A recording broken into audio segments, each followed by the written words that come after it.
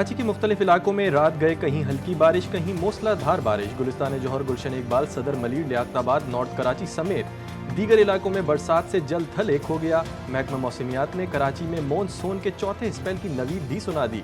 सिंध भर में आज से मॉनसून हवाओं का नया सिलसिला दाखिल होगा।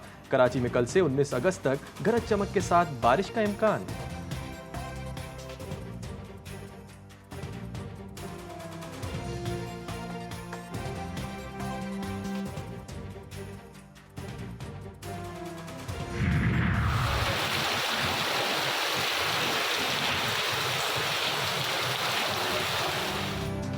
पंजाब, खैबर पख्तूनख्वा, सिंध और बलूचिस्तान के मुख्तलिफ शहरों में मूसलाधार बारिश से नशेबी इलाके ज़ेर आब आ गए। जैकबाबाद, कंदकोट, सवात, शांगला, लकी मरवत, कलाद, दुक्की और लोरालई में तूफ़ानी बारिश।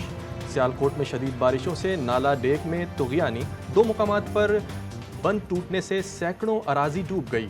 सैलाबी रेला आबादी तक पहुंच गया। वज़ीराबाद के मुकाम पर दरियाए चनाब में निचले दर्जे का सैलाब। तहसील अलीपुर चट्ठा के गाँव कोट बेला के मुकाम पर दरिया में कटाव, 100 एकड़ से अराजी ज़मीन बहा कर ले गया। गिलगित बल्तिस्तान में तूफ़ानी बारिशों के बाद सैलाबी रेले ने तबाही मचा दी। जिला स्तोर में सैलाब ने हर तरफ तबाही मचा दी।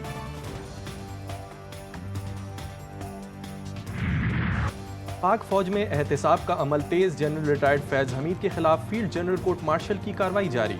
मजीद 3 रिटायर्ड फौजी अफसरान को तहवील में ले लिया। ISPR के मुताबिक तीनों रिटायर्ड फौजी अफसरान को फैज़ हमीद के कोर्ट मार्शल के केस में तहवील में लिया गया। गिरफ्तार अफसरान में brigadier retired Gaffar, brigadier retired Naeem और कर्नल रिटायर्ड आसिम शामिल। तीनों रिटायर्ड अफसरान मिलिट्री डिसिप्लिन की खिलाफ वर्जी के मुर्तकिब हुए।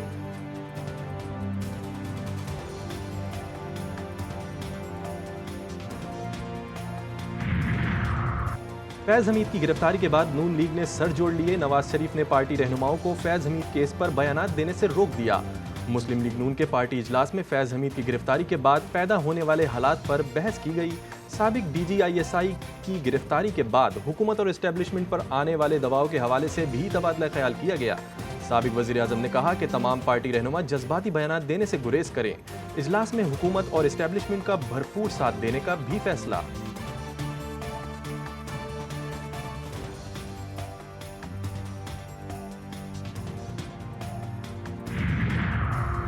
बानी PTI ने फैज़ हमीद के एहतसाब को फौज का अंदरूनी मामला करार दे दिया। कहते हैं अगर फैज़ हमीद का एहतसाब हो रहा है तो फिर बाकियों का भी होना चाहिए। मज़ीद कहा, मखसूस नशिस्तों के फैसले पर अमल ना करके ये आइन की तीसरी मरतबा खिलाफ वर्जी करेंगे। PTI को मखसूस नशिस्तें ना देने और आइन की खिलाफ वर्जी पर पार्टी को अभी से तैयार कर रहा हूँ।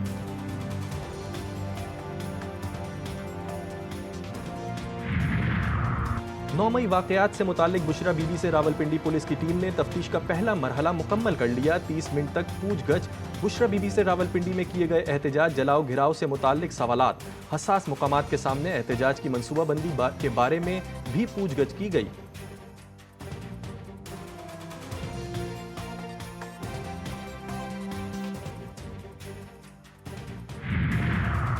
बानी PTI की 190 मिलियन पाउंड रेफरेंस में एहतसाब अदालत की नैब मीटिंग की तफसीलात फराहम करने की दरख्वास्त मुस्तरद करने का फैसला चैलेंज किए जाने का इम्कान। आज इस्लामाबाद हाई कोर्ट में दरख्वास्त दायर की जाएगी।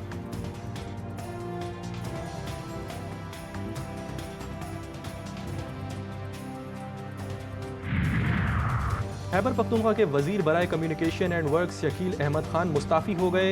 इस्तीफ़ा वज़ीर आला खैबर पख्तूनख्वा अली अमीन गंडापुर को भिजवा दिया। वज़ीर आला खैबर पख्तूनख्वा अली अमीन गंडापुर ने कहा है कि बानी PTI ने जो कमेटी बनाई उसने शकील खान को काबीना से हटाने की सिफारिश की। शकील खान को डीनोटिफाई करने की समरी साइन करके गवर्नर को भेज दी है।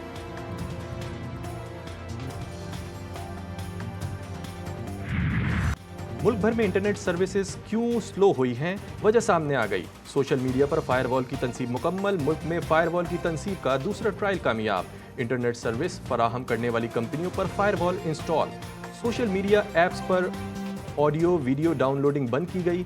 फायरवॉल से सोशल मीडिया पर प्रोपेगेंडा पॉइंट्स की निशानदेही की जा सकेगी। सोशल मीडिया सर्विसेज आइंदा 2 से 3 रोज में मामूल पर आने का इम्कान।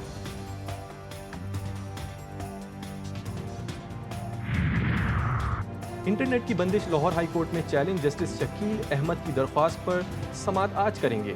दरख्वास्त गुजार ने अपनी दरख्वास्त में मौक़िफ़ अपनाया कि पाकिस्तान में नामालूम वजूहात की बिना पर इंटरनेट को स्लो कर दिया गया। इंटरनेट की बंदिश से IT से वाबस्ता कारोबार बुरी तरह मुतासिर हो रहे हैं। अदालत इंटरनेट की बंदिश को कालादम करार दे।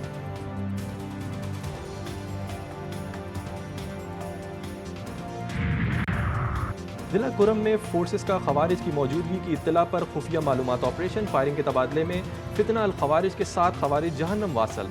ISPR के मुताबिक फायरिंग के तबादले में 5 खवारिज जख्मी भी हुए।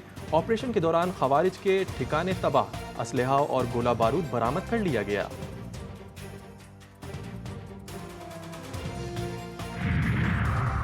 DI खान में जायरीन की बस को हादसा। पाराचनार से आने वाली बस शोरकोट के मुकाम पर मुखालिफ सिमत से आने वाले ट्रेलर से टकरा गई।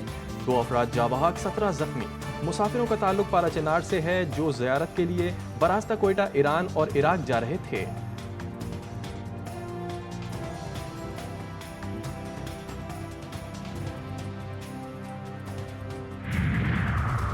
कराची के अजीजाबाद, लियारी और हारूनाबाद में मुबैना पुलिस मुकाबला। खातून समेत 8 मुल्जिमान गिरफ्तार। मुल्जिमान के कब्जे से असलहा, मोबाइल फोन्स बरामद।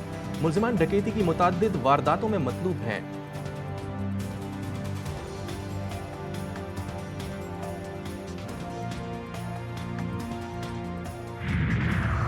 कराची के इलाके साइड सुपर हाईवे के करीब घर से खातून की लाश बरामद। खातून को शौहर ने भाई के साथ मिलकर छुरियां मारकर कत्ल किया। मकतूला की शनाख्त 33 साला जाहिदा के नाम से हुई। मुल्जिम बच्चों को लेकर पंजाब फरार हो गया। गजा में जंगबंदी और कैदियों के तबादले से मुताल्लिक मुआहदे के लिए सालसों की कोशिशें। इसराइल और हमास के दरमियान बातचीत दोबारा शुरू करने के लिए अमरीका, कतर और मिस्र ने सर जोड़ लिए। हमास का मुज़ाकरात में शिरकत से वाज़ेह इनकार। पहले से किए गए मुआहदे पर अमल दरामद का मौक़िफ़ दोहरा दिया।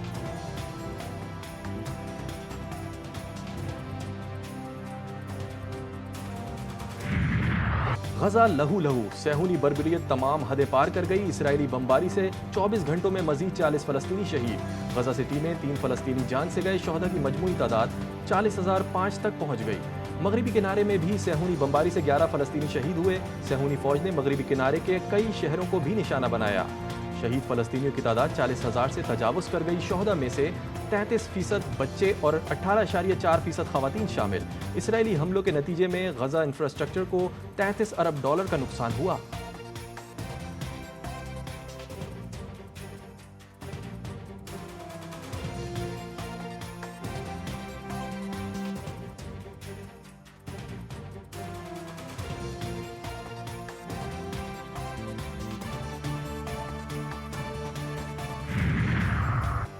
फ़लस्तीनी सदर महमूद अब्बास का फ़लस्तीनी क़यादत के साथ गजा जाने का ऐलान। तुर्किया की पार्लियामेंट से खिताब में सदर महमूद अब्बास का कहना था कि अपनी तमाम तर तवानाइयों के साथ फ़लस्तीनियों के खिलाफ जारी जारहियत रोकने के लिए काम करूँगा। महमूद अब्बास की अरब, इस्लामी और दोस्त ममालिक के रहनुमाओं के साथ अक़वाम मुत्तहिदा के सेक्रेटरी जनरल को भी अपने साथ गजा चलने की अपील।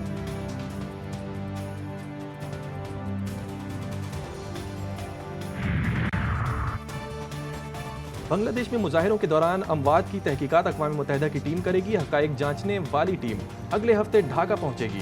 तहकीकात की दरख्वास्त अबूरी हुकूमत के सरबराह यूनुस खान ने की थी। ढाका में मुजाहिरों के दौरान रिक्शा ड्राइवर की हलाकत पर हसीना वाजिद के खिलाफ कत्ल का एक और मुकदमा दर्ज। साबिक़ वज़ीर आज़म के खिलाफ कत्ल के 4 मुकदमात दर्ज किए जा चुके हैं।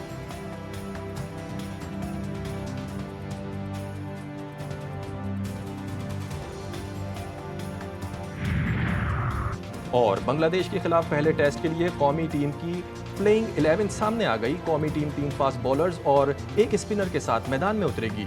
शाहीन आफरीदी और नसीम शाह के साथ तीसरे फास्ट बॉलर मीर हमजा होंगे।